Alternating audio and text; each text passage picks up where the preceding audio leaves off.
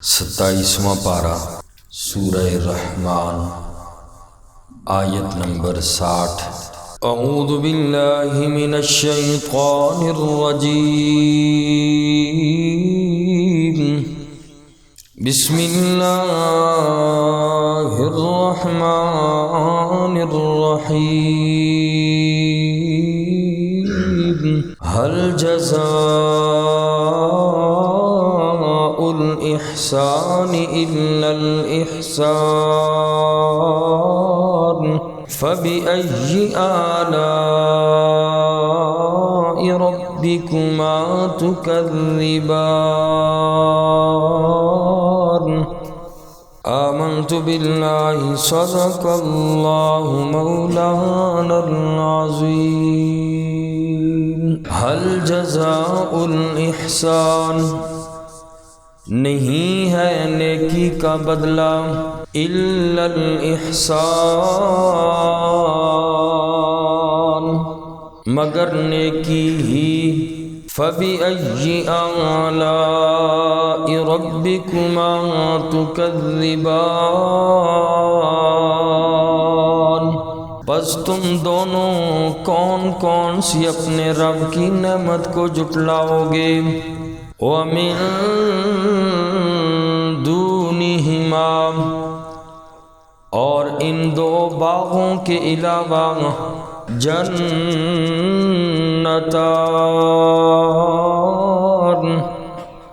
دو باغ اور ہوں گے۔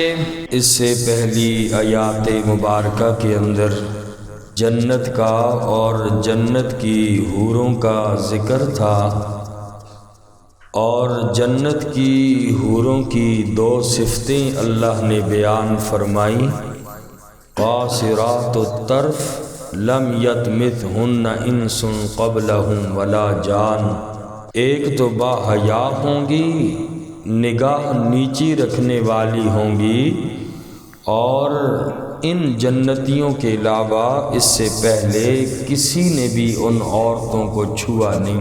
آج کی اس آیت مبارکہ میں فرمایا هل جزاء الاحسان الا الاحسان، کہ نیکی کا بدلہ، اچھائی کا بدلہ اچھائی ہی ہوتا ہے۔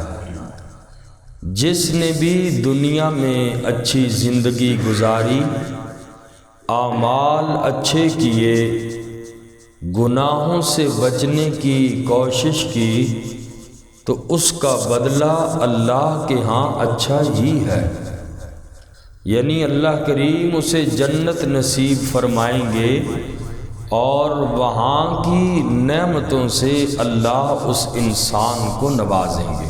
تو یہاں اچھائی کی، آگے بدلہ بھی اچھا ہے، هل جزاء الاحسان الا الاحسان، اچھا کام ہوگا دنیا میں، زندگی اچھی گزاری ہوگی، آگے بھی اچھا ہے، وگرنہ پھر بدلہ ویسا ہی ہوگا جیسے انسان نے دنیا میں زندگی گزاری ہوگی۔ فرمایا هل جزاء الاحسان الا الاحسان، نہیں ہے بدلہ نیکی کا مگر نیکی ہی، فبأي آلاء ربكما تكذبان،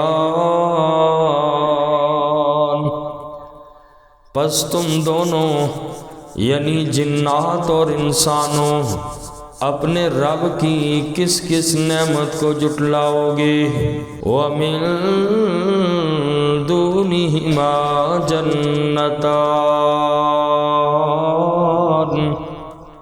اور ان دو باغوں کے علاوہ دو باغ اور بھی ہوں گے۔ پیچھے آیت مبارکہ جو گزری، وَلِمَنْ خَافَ مَقَامَ رَبِّهِ جَنَّتَانِ، اللہ نے فرمایا اس انسان کے لیے جو قیامت کے دن اللہ کے سامنے کھڑا ہونے سے ڈر گیا، دنیا میں گناہوں سے بچ گیا، تو جنتان فرمایا اس بندے کے لیے دو جنتیں ہیں۔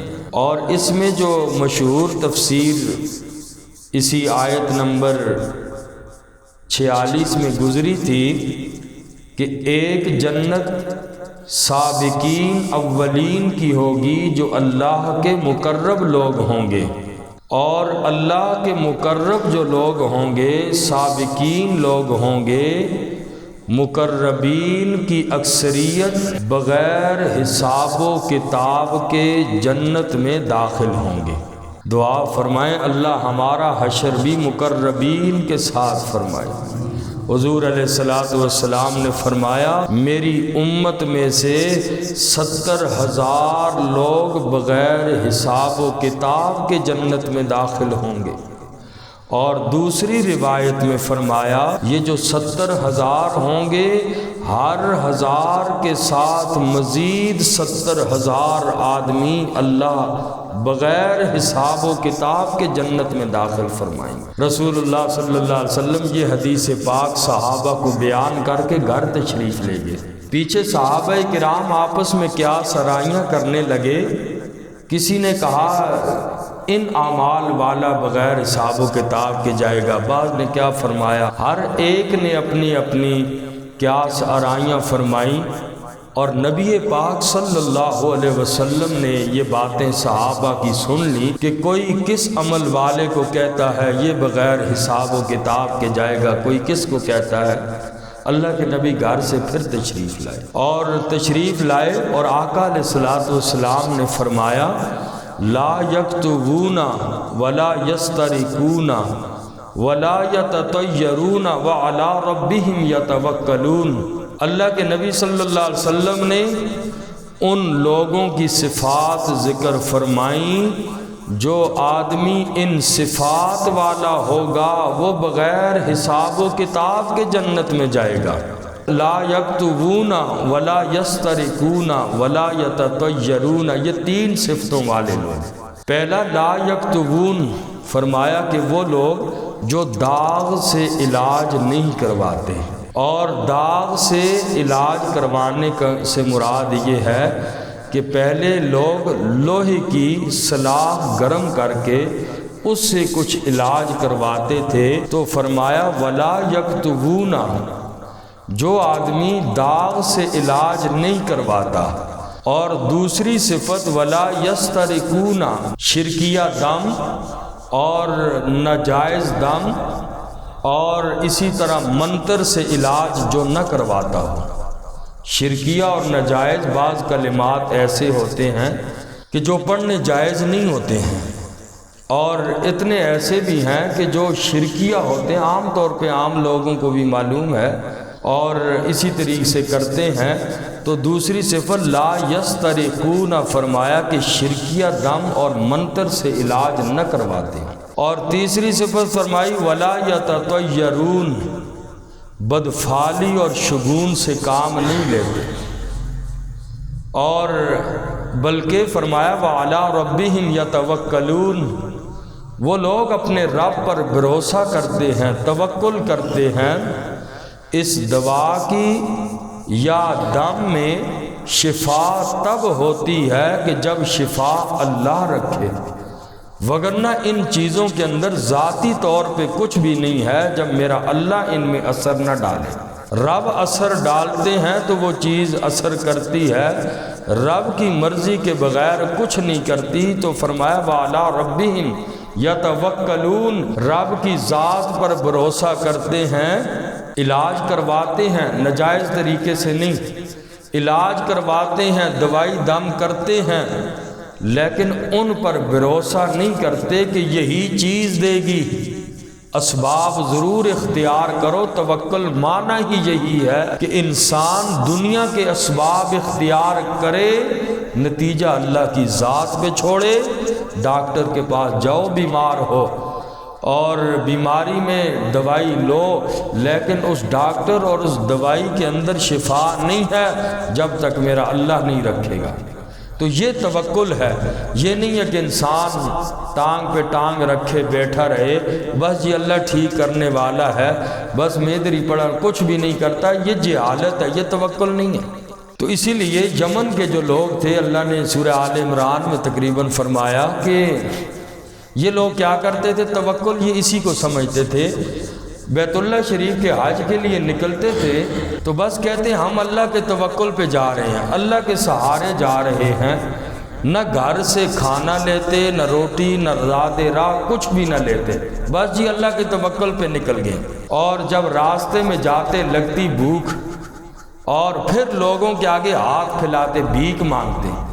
اللہ نے قرآن کی آیت نازل کی، فرمایا یہ کون سا توکل ہے؟ یہ تو جہالت ہے۔ اب بھیک مانگنا تو گناہ ہے۔ اب ظاہری بات ہے، جب گھر میں ساری چیزیں رکھی ہیں، اسباب کو اختیار کرو۔ اللہ نے دنیا دار الاسباب بنائی ہے۔ ہاں جنت میں ایسا نہیں ہوگا، تو جنت میں جو چاہے مرضی جیسے کرو گے تو وہ انسان کو ملے گا۔ تو بہرحال یہ توکل نہیں ہے، یہ جہالت ہے۔ انسان جو ہے دنیا کے اسباب اختیار نہ کرے، ہاتھ پہ ہاتھ دھرے بیٹھا رہے، بس جی اللہ کرنے والا ہے۔ اللہ کا قانون الگ ہے، اللہ کی قدرت الگ ہے۔ رب نے دنیا میں بھیجا، قانون اللہ نے دیا ہے، اس کے مطابق انسان کو اپنی طرف سے یہ رہبانیت اور صوفت اختیار کر لینا یہ کوئی دین نہیں ہے۔ تو بہرحال فرمایا کہ یہ جو تین صفات والے لوگ، اللہ کے نبی صلی اللہ علیہ وسلم نے فرمایا یہ لوگ بغیر حساب و کتاب جنت میں جائیں گے۔ لا یکتوون ولا یسترقون ولا یتطیرون، جو لوگ داغ سے علاج نہیں کرواتے، شرکیہ دم اور منتر سے علاج نہیں کرواتے، بدفعالی اور شگون نہیں لیتے۔ اور فرمایا کہ یہ لوگ بغیر حساب و کتاب جنت میں جانے والے ہیں، آقا علیہ السلام نے فرمایا۔ تو آج عقیدے میں بڑی کمزوری ہے۔ ہم لوگوں کا تو عقیدہ کبھی آنکھ پھڑک جائے، کبھی کوا منڈیر پہ آ جائے، یہ بدشگونیاں ہیں۔ چھوٹی چھوٹی بلی کالی آ گئی راستہ کاٹ، ہندوؤں کے نظریات ہمارے اندر موجود۔ بھلے کیا ہوتے ہیں ان چیزوں سے؟ بدفعالیاں ان سے لیتے ہیں، وہ بس ہون خیر نہیں، آج منگلارے دا تیاڑا ہے، آج فلانا تیاڑا ہے، یہ ساری ہندوؤں کی باتیں ہیں۔ انسان کو عقیدہ اچھا رکھنا چاہیے، کمزور عقیدہ نہیں ہونا چاہیے۔ عقیدہ بیس ہے، عقیدہ بنیاد ہے۔ اگر عقیدے کے اندر خرابی ہے، انسان ساری زندگی بھی بیت اللہ کے سامنے سر رکھ کے گزار دے، عقیدہ خراب ہے تو بندے کی کوئی نیکی قبول نہیں ہے۔ عقیدہ انسان کا جاندار ہونا چاہیے، اور عقیدہ ٹھیک ہوگا تو انسان جتنا بڑا گنہگار صحیح پھر بھی کامیاب ہے۔ تو عقیدہ انسان کا مضبوط ہونا چاہیے۔ تو بہرحال پہلی صفت بیان کی سابقین مقربین کی کہ جو جن لوگوں کے لیے جنت ہے، اور دوسری قسم کے لوگ اصحاب الیمین ہیں، دائیں ہاتھ والے، بغیر حساب و کتاب والے جو آئیں گے وہ گزرے چلے جائیں گے، نہ ان کو نامہ اعمال ملے گا، کچھ نہیں، ڈائریکٹ جنت میں۔ وہ سابقین اولین اور مقرب لوگ ہیں، اور دوسرے وہ نیک لوگ جنتی جو اصحاب الیمین قرآن نے فرمایا کہ جن کو نامہ اعمال دائیں ہاتھ میں دیا جائے گا۔ یہاں ان کا ذکر فرمایا وَمِن دُونِهِمَا جَنَّتَانِ، ان دو کے علاوہ دو جنتیں اور بھی ہیں۔ اس سے پہلے ذکر کیا وَلِمَنْ خَافَ مَقَامَ رَبِّهِ جَنَّتَانِ، جو رب کے سامنے کھڑا ہونے سے ڈر گیا اس کے لیے دو جنتیں۔ تو یہ دو جنتیں مقربین کی ہوئیں۔ اس آیت میں جو فرمایا وَمِن دُونِهِمَا جَنَّتَانِ، ان دو جنتوں کے علاوہ دو جنتیں یا باغ اور بھی ہیں، یہ اصحاب الیمین کے لیے ہیں کہ جن لوگوں کو نامہ اعمال دائیں ہاتھ میں دیا جائے گا۔ اصحاب یمین جو سابقین سے مقربین سے کم درجے میں ہوں گے، کیونکہ مقرب لوگوں کا درجہ اوپر ہے، اور جو نامہ اعمال اصحاب الیمین ہیں ان کا درجہ ان سے کم ہے، کیونکہ جنت کے اندر بھی حدیث پاک میں فرمایا جنت کے بھی 100 درجے ہیں، سب سے اعلیٰ جنت الفردوس ہے، اور اللہ کے نبی نے فرمایا کہ اللہ سے اسی جنت الفردوس کا سوال کیا کرو۔ تو بہرحال یہ دو جنتیں پہلی دو جنتوں سے مرتبے اور فضیلت میں کم ہوں گی۔ پہلی دو جنتیں سابقین اولین اور مقربین کے لیے ہوں گی، بعد والی دو جنتیں جو درجے میں پہلی سے کم ہوں گی وہ اصحاب الیمین کے لیے ہوں گی، جن کو نامہ اعمال دائیں ہاتھ میں ملے گا، جن کی برائیاں کم ہوں گی نیکیاں زیادہ ہوں گی، ان لوگوں کو اصحاب الیمین کہا جاتا ہے۔ مقربین ان کو کوئی نامہ اعمال نہیں ملے گا، یہ ڈائریکٹ جنتی لوگ ہیں، پہلے درجے کے لوگ ہیں۔ دوسرے اصحاب الیمین ہیں جن سے حساب کتاب ہوگا، اور وہ لوگ نامہ اعمال میں ان لوگوں کے اللہ کے ترازو میں اعمال تولے جائیں گے، اور پھر کمی بیشی ہوگی تو جو لوگ جیت گئے، جن لوگوں کے زیادہ نیکیاں ہو گئیں کم گناہ ہو گئے، وہ اصحاب الیمین ہوں گے۔ ان کے لیے فرمایا وَمِن دُونِهِمَا جَنَّتَانِ، ان پہلی دو جنتوں کے علاوہ دو جنتیں اور ہوں گی، وہ اصحاب الیمین کے لیے ہوں گی۔ اور آگے فرمایا کہ اس جنت کی صفتیں اللہ نے بیان کی، وہ بھی کم نہیں ہوں گی، لیکن مقرب کی جنتوں کو نہیں پہنچ سکیں گی۔ ان کی صفتیں اللہ پاک نے فرمائی کہ ان جنتوں میں باغ ہوں گے گہرے سبز رنگ کے، اور حدیث پاک میں فرمایا کہ وہاں جنت کے جو درخت ہیں، جنت میں درخت ہم نے خود لگانے ہیں، ہر انسان اپنی جنت کے درخت خود لگائے۔ ان دو جنتوں میں فرمایا پھل اور باغ بھی ہوں گے، وہاں کے جنت کے درخت کیا ہیں؟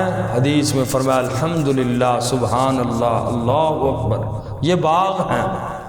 عبداللہ ابن مسعود رضی اللہ تعالی عنہ کی روایت ہے، وہ فرماتے ہیں رسول اللہ صلی اللہ علیہ وسلم نے ارشاد فرمایا لقیت ابراہیم لیلۃ اسری بی، معراج کی رات میں پیغمبر نے حضرت ابراہیم خلیل اللہ سے ملاقات کی، اللہ کے نبی ملاقات کی، معراج کی رات میں آسمانوں پہ ملاقات ہوئی ابراہیم خلیل اللہ سے، اور حضرت ابراہیم خلیل اللہ نے نبی پاک صلی اللہ علیہ وسلم سے فرمایا کہ اے محمد صلی اللہ علیہ وسلم میری طرف سے اپنی امت کو سلام کہنا۔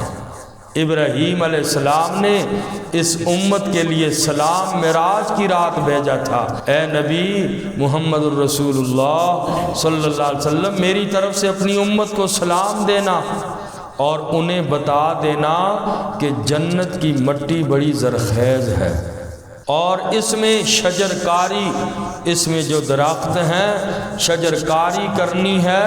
فرمایا سبحان اللہ، الحمدللہ، لا الہ الا اللہ، اللہ اکبر، یہ جنت کے درخت ہیں، جتنی زیادہ کثرت کرو گے مدہامتان، آپ کی جنتوں کے گہرے سبز قسم کے باغ ہوں گے، درخت ہوں گے، اس لیے ان کی کثرت کریں، اپنی جنت کو باغوں کے ساتھ جتنے زیادہ ہو سکیں باغ اگائیں، درخت اگائیں۔ انسان فضول اور لغویات کے بجائے ہاتھ میں تسبیح ہو، تسبیح مذکرہ یاد دلانے والی چیز ہے، انگلیوں پہ ہو جائے تو تب بھی ٹھیک، وگرنہ تسبیح بھی رکھے کوئی ناجائز نہیں ہے۔ تسبیح یہ ایک یاد دہانی ہوتی ہے، انسان کے ہاتھ میں ہو، زبان اس کی چلتی رہتی ہے۔ تو بہرحال اس لیے آدمی ان چیزوں کا اہتمام کرے، اپنی جنت کے اندر درخت لگائے، اور اللہ کے اس ذکر سے سبحان اللہ والحمدللہ ولا الہ الا اللہ واللہ اکبر، یہ حضرت ابراہیم علیہ السلام کی معراج والی رات جو آقا سے ملاقات ہوئی، انہوں نے فرمایا اپنی امت کو یہ کہہ دینا جنت کی شجر کاری کرو ان چیزوں سے۔ فرمایا وَمِن دُونِهِمَا جَنَّتَانِ، ان دو باغوں کے علاوہ دو باغ اور بھی ہوں گے۔ فَبِأَيِّ آلَاءِ رَبِّكُمَا تُكَذِّبَانِ، مُدْهَامَّتَانِ، دو باغ گہرے سبز ہوں گے۔ فَبِأَيِّ آلَاءِ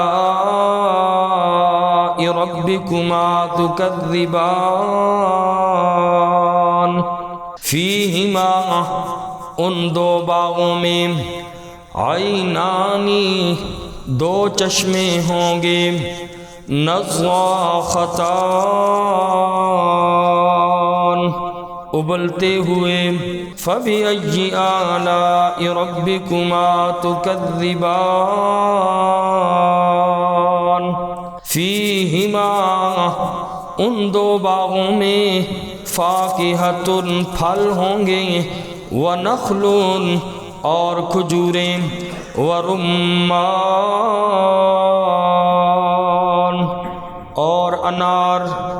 فَبِأَيِّ آلَاءِ رَبِّكُمَا تُكَذِّبَانِ بس تم دونوں اپنے رب کی کون کون سی نعمت کو جھٹلاؤ گے؟ اللہ تعالیٰ اس جنت کی ہمیں بھی تیاری کرنے کی توفیق نصیب فرمائے۔ اور آخری آیات مبارکہ میں پھر دوبارہ اللہ نے جنت کی حوروں کا اللہ نے پھر تذکرہ فرمایا، اور اسی پہ سورۃ مبارکہ کو ختم فرمایا۔ انشاءاللہ ان کی تفسیر کر